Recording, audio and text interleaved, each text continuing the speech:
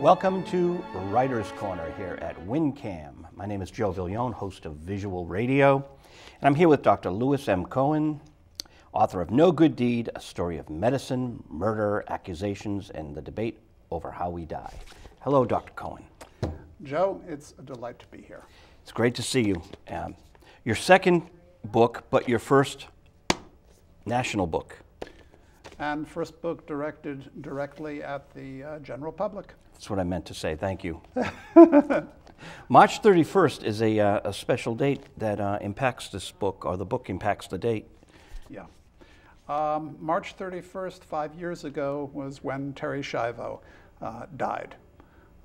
And this is a book that's very much about end-of-life issues, and it's been one in which it's given me an opportunity to look a little bit more into that situation and meet some of her family and try to understand their position. I can't believe it's been 5 full years today. It just goes by, you know, many people in the public on the edge of their seats. It's like people on one side, people on the other, and it created a lot of debate. It did at the time, and the interesting thing for me was to discover that the issues never went completely away.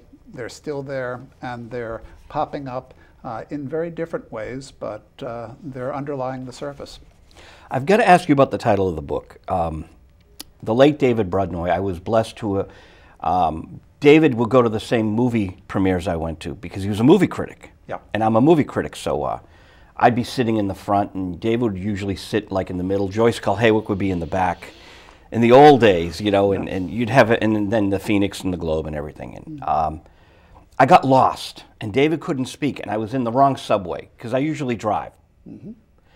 And David saw me, and he couldn't talk, but he put his hand on my shoulder, and he like pointed and bless you, and it was good to see him one final time, you know. But the reason I bring up David Brudnoy is he would always say, "No good deed goes unpunished," which you attribute to Claire Booth Luce. Yes, the wife of the Time magazine and the publishing empire, and an author and playwright in and of herself, and quite a vibrant, sassy lady. No good deed goes unpunished, meaning that for some kindness, sometimes there's the other side of the coin, a little bit of, I don't want to say hatred, people being upset with kindness. Yep. We're going to talk about the central plot of this book. On one side, you have some protagonists who feel that they did a good deed and lo and behold got punished for it. On the other side, you have an individual who simply feels that no good deed was performed and that a terrible thing had happened. And to digress just a little, Brudnoy was on BZ. You were on BZ last night with Dan Ray? I was. What time? I was on from 9 o'clock until 10 last night. Oh, that's big time on a station that's a clear channel, not Clear Channel the company, but a clear channel right down this side of the Mississippi. It goes entirely down the East Coast. And I got to follow the governor reporting on the floods that he was investigating throughout the state. So it was really quite a thrill. But it was also a thrill to meet Dan Ray because I was so struck by what an engaging and compassionate man he comes across on that station. He's a veteran. He's been around a long time. Yeah. Step into David Brudnoy's shoes, big shoes to fill. Yeah. But I'm glad he's having authors on. That's a good thing.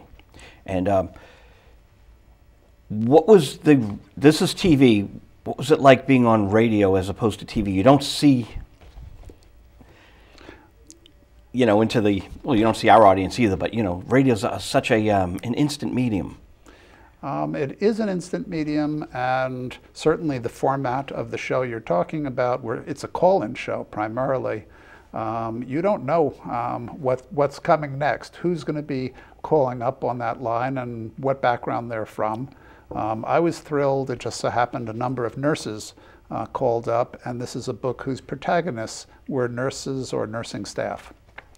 Interesting. It took you 7 years to write this. Yes. This was an endeavor of passion. When did you start, if I can ask? Well, I'll tell you how I started. I can tell you that better than what the date was. And how I started was kind of derived from the fact that I am a physician who has been interested for a long time in how people make the decision to stop life support treatment. And I had spent a fair chunk of time talking to other physicians and talking to patients and patients' families, but I'd never actually gotten around to talking to nurses, and had decided that I needed to redress that and to sit down one by one and do some interviews with some nurses and ask them their experience specifically of stopping the life support treatment of dialysis. And in the course of doing that, suddenly some stories were unfolded, including the central one in this book, which, again, like a phone call on the Dan Ray show, came out of left field. Interesting. The reason I'd asked the date was, since Terry Schiavo's been dead 5 years now, you started this before that whole thing. So what were you building on before that event happened? The nurses that you would discuss things with? Yeah.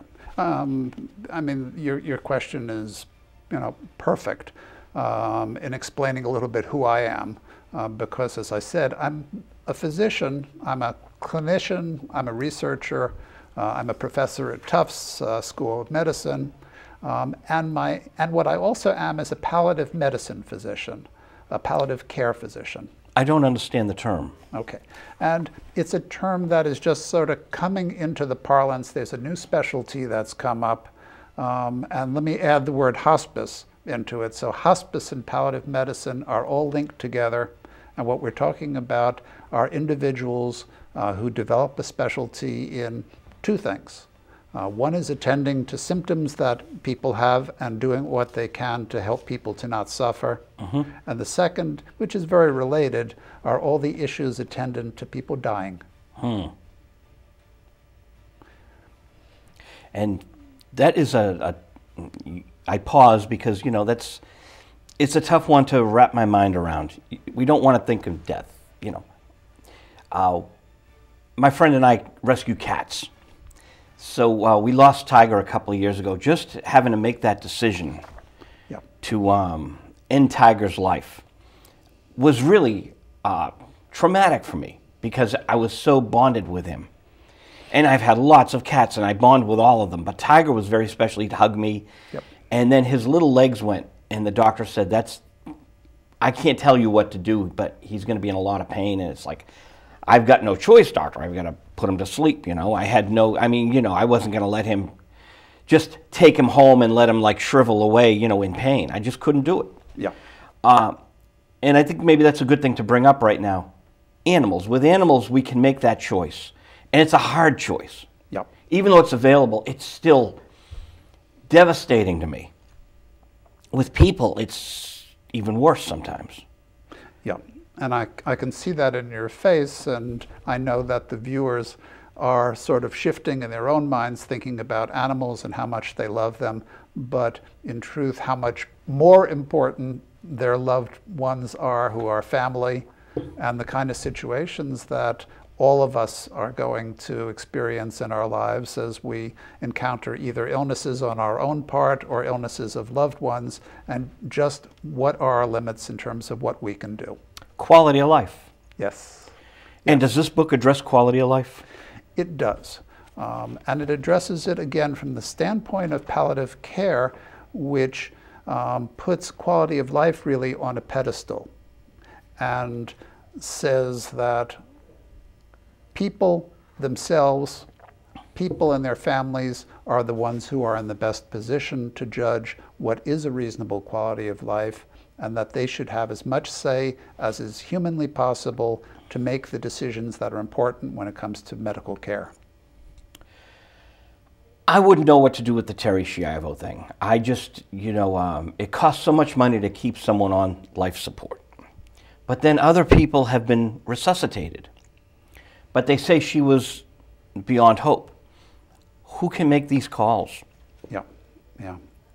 Well, that was an incredibly complicated situation, made all the more complicated because you had family members, on one hand, her birth family, the Schindlers, taking a certain stance, and you had her husband, who was the individual according to law, who ultimately was the one who got to make a decision, and it was a decision that her birth family was totally opposed to.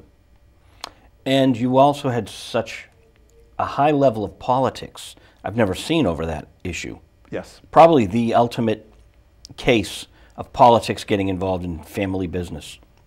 When the President of the United States interrupts his vacation, a man who's notorious and beloved perhaps for enjoying his vacations as much as he has, to rush back to Washington to sign a law saying that they can't pull a feeding tube on Terry Schiavo, we've really reached the top of our government chain. But that was a president who thought nothing of killing people on death row or, you know, lying us into a war. I don't mind saying that. Yeah, yeah. You know, so this right to life, he thinks nothing of being the executioner.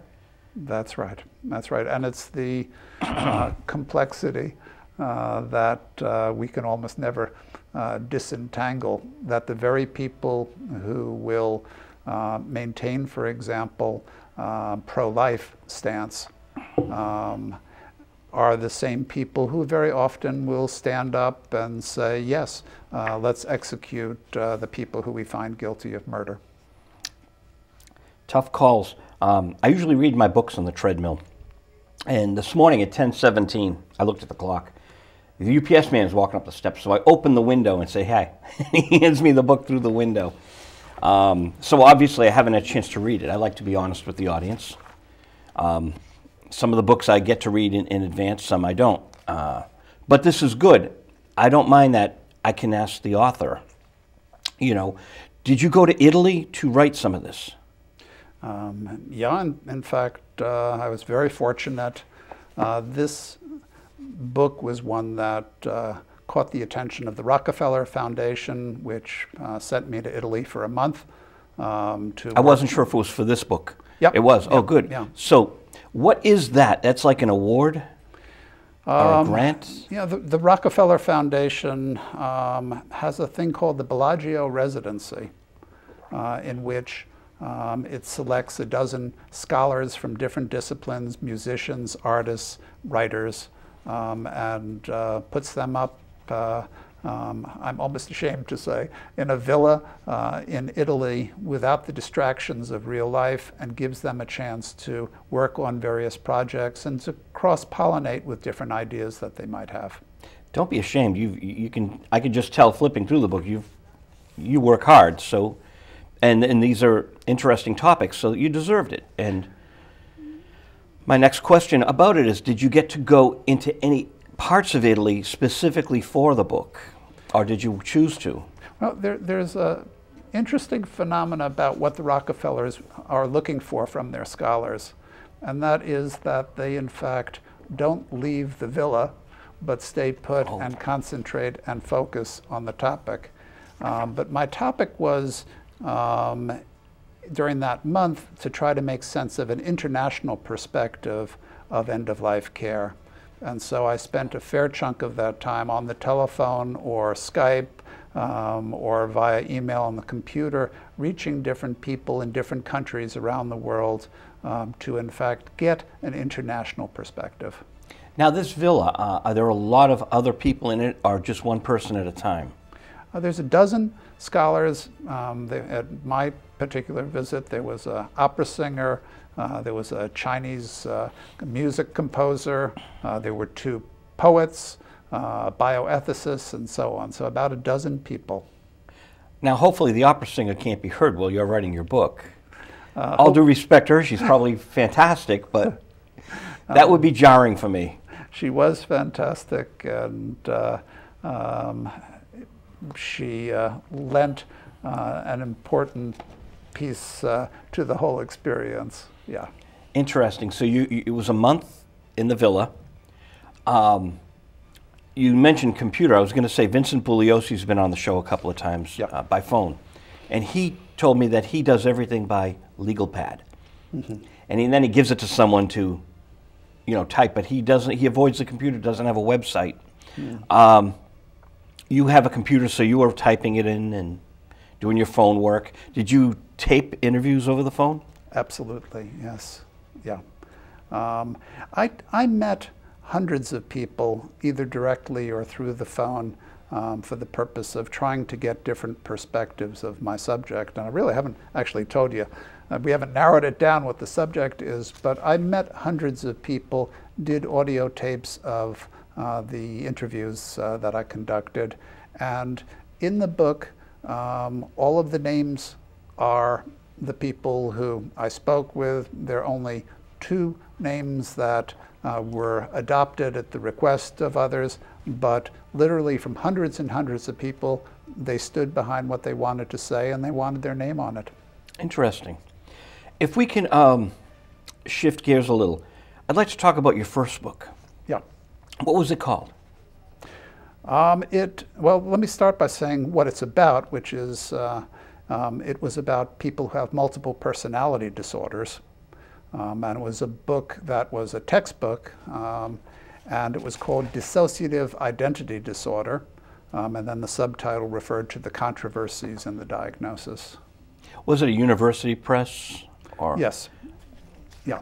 It was indeed, and it was really geared towards academics, towards psychiatrists, psychologists, who at that moment in time, and I'm talking about probably the mid-late 80s, were diagnosing people with this disorder every which way. Everywhere you turned, there was somebody else who was being diagnosed as having dissociative identity disorder or multiple personality disorder. Interesting, and I would imagine there are very specifics, and some people will probably bring it into a gray area. I mean, actors can get into character. And in fact, what the controversy really had to do was exactly that, which was, is this a disorder that is suddenly everywhere to be seen, or is there kind of a social construction that's taking place now, and that people in some ways, and this is because our society was where it was at that moment, constructing artificially a disorder out of a tendency that we all have to assume different personas. They've shown me videotapes of myself crawling through ceilings in nightclubs in Boston. They told me I was a performer years ago. I don't believe it, but, you know, I've seen these videos. Again, we all have different aspects of our personality, and we change as the years go on. Certainly. But how long did it take you to write that? I won't stay too long on that book, but how long?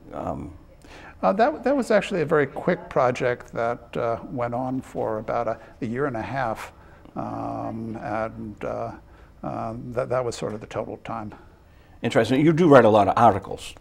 I've published hundreds of articles, hundreds of chapters, and the vast majority of them have been in the area over the last 20 years that has been the passion for me, and that is end-of-life issues, very specifically of people who have kidney disease, people who are on dialysis, people who have had transplantations, and looking at these things from a psychiatric end, from a physiological end, from an ethical end. What happens when these people sort of reach the end of their rope, and in particular make decisions to stop a life support treatment and to die? So this is zeroing in on basically kidney issues, not people with the right to die with other things, cancer or other ailments? Well, the main stories that this book is built around just happen to be people who are maintained with the life support treatment of dialysis, but it is just as applicable to someone who is on a ventilator, someone who is being maintained with blood pressure medications. It really has sort of greater ramifications than the 300,000 people whose lives are being prolonged at this moment with dialysis. 300,000. Yeah. So, which brings me back to the title, and if you want people to read the book to get the answer, that's okay too. But no good deed. We talked about Terri Schiavo. Is it often a question of people making that decision going to be haunted by, say, other family members or even politics or even the law? If people make that decision, is that where no good deed comes from as well? One could go in that direction and take that interpretation of it. But someone's going to be unhappy if someone pulls the plug. Yeah. Well, in truth, and this is where the book really starts, that's not in fact the case. There are many, if not most, cases in which, and it isn't an elegant, term to say pull the plug, but I use it like anyone else does. But to stop life support treatment sometimes seems like the most correct thing to do at the time that one could possibly do, and it can be ennobling. And I'll give you two examples that come from this book. Both involved patients who had been on dialysis for a number of years. One was a man who was a shoeshine man in Springfield, and who had come in the course of his work to meet and to charm hundreds of people. And he had been on dialysis for some time, came into the hospital. He decided he had had enough. He had gone as far as he wanted to go with this, and he was facing amputations. Oh. He was facing the complications of diabetes that was sort of progressing. And he decided... Exacerbated from the kidney? No, actually the kidney disease had been caused by the diabetes. That was the underlying disease, as it is for many people who develop kidney disease. They start as diabetics, and then they develop other complications, including kidneys. He stopped his dialysis, and word got out into the community of Springfield. And people began coming into the hospital to say goodbye to him. And when I say people started coming, there was an avalanche of people who came into the hospital. Hundreds upon hundreds of people came to the hospital to say goodbye to Ben Babcock because they loved him. And it became, this decision of his, one of the most beautiful experiences that you could possibly imagine. For him, it was like It's a Wonderful Life, the movie. He knew suddenly how many people he had touched. For his family, again, moving experience. For the community, an opportunity to say goodbye to someone who they cared for. And for the staff who had taken care of him for many years, again, sort of an opportunity themselves to come on in. So with jazz playing in the background all the time, because he was a jazz aficionado, this man died having stopped his life support treatment and dialysis. And rather than anybody feeling regrets about it, it was something that uplifted everyone who was involved. Was it a painful end? No. It was not, and it is not usually for people who stop dialysis. It's something that there's a gradual loss of consciousness after a few days. One slips into coma, and one goes with relative peace, and in his case, certainly with a lot of peace. C. David Heyman was on our show maybe about 8 months, a year ago. He wrote Bobby and Jackie, about Bobby Onassis and Bobby Kennedy and Jackie Onassis, Bobby Onassis.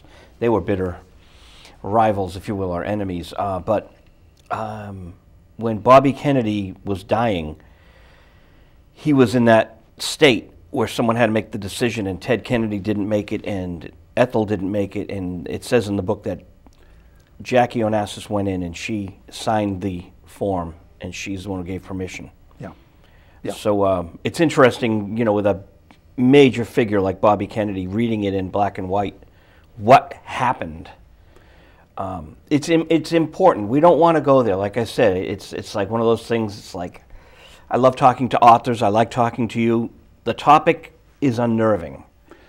It is, but the more we can talk about it, the less unnerving it's going to be. The more we can get on the same page about these things, the clearer such decisions are going to become.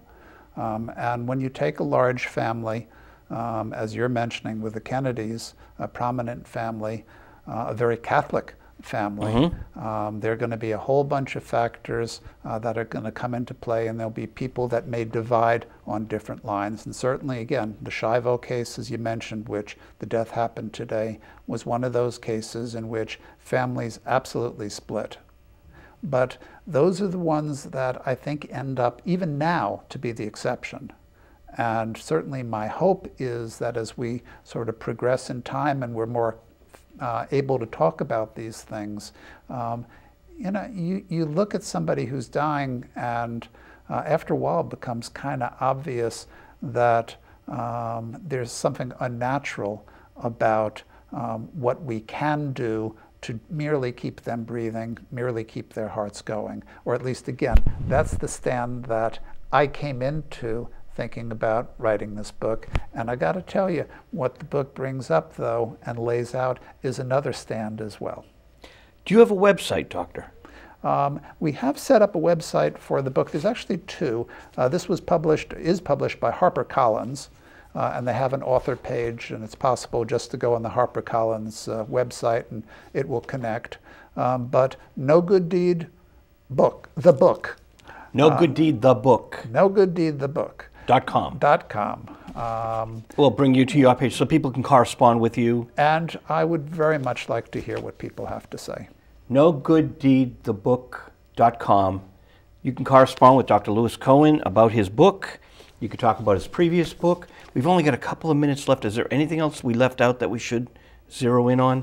Well, we probably should zero in on the central story of this book, because unlike the Shivo case, in which you had a dispute between family members as to whether or not to stop the life support of pulling a feeding tube, this book is about two nurses who participated along with the family, the doctors, in stopping the life support treatment of dialysis, and who, after the patient died, one of the nursing assistants at the hospital felt uncomfortable about what happened, approached the district attorney, and said that she felt a murder had been committed. Whoa. And so the reason that murder is there in the subtitle is very much because a full-fledged murder investigation was launched aimed at trying to determine whether the two nurses had killed this patient. And I said murder accusations without, like a comma was there, story of medicine, murder accusations. Yep. In the debate over how we die. Wow. Yeah. And I'm glad to talk about the debate over how we die, but the central piece in this book is what happens to two nurses who do what they think was the right thing, and then kind of out of left field, they discover that there's somebody who feels quite to the contrary, that they've committed a crime. And you have a district attorney who's going to take it seriously and going to investigate them, and they're going to be facing all the potential consequences of such such an act. The landmines that, the legal landmines that they'd have to go through. Yeah. And in turn, what I found was that they're not alone among medical personnel who have been accused of murdering patients.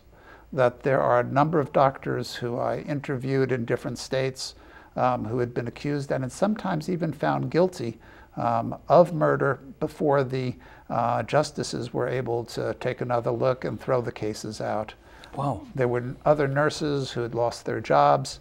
And what it speaks to is, and this is where you started really, the underlying conflict that goes on in our society even 5 years after the death of Terri Schiavo between what's the right thing to do as people approach the end of their lives. How far should we go in terms of offering them artificial props, artificial life support treatments, technologies to keep those bodies going? Wow. How are we doing out there for time? Because sometimes we do a 60-minute show. Is this a 30? This is a 30-minute show, so as the Oracle in the Matrix says, our time is up. And no good deed. Dr. Louis M. Cohen, thank you so much for being on the show. This was a great pleasure for me, Joe. I enjoyed meeting you, but also a chance to talk to your audience about this. And if they want to get in touch with me, I hope they obviously get a chance to read what I think is a pretty moving and fast account of an interesting and personal story.